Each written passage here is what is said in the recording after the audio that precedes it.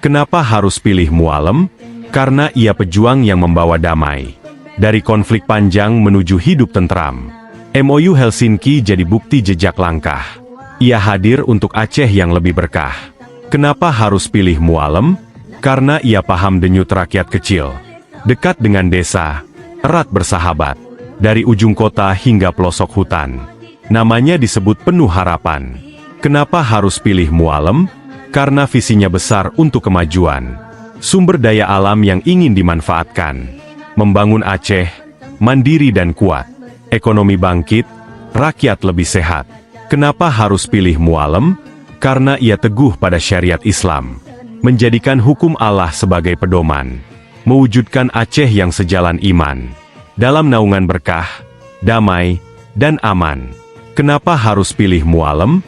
Karena ia bukan hanya pemimpin, tapi simbol perjuangan dan perdamaian. Mualem hadir untuk semua rakyat. Menyatukan asa menuju Aceh yang hebat. Kenapa harus pilih Mualem? Karena Mualem berasal dari rakyat jelata. Tumbuh di titik terendah tanpa harta. Ia mengerti jerit hati kaum yang sederhana. Membawa harapan bagi mereka yang terpinggirkan suara. Kenapa harus pilih Mualem? Karena ia mampu merangkul perbedaan. Menghapus sekat perjuangan yang pernah bertentangan. Bersama sahabat seperti Irwandi Yusuf dan lainnya. Mualem membangun Aceh yang bersatu dalam cinta.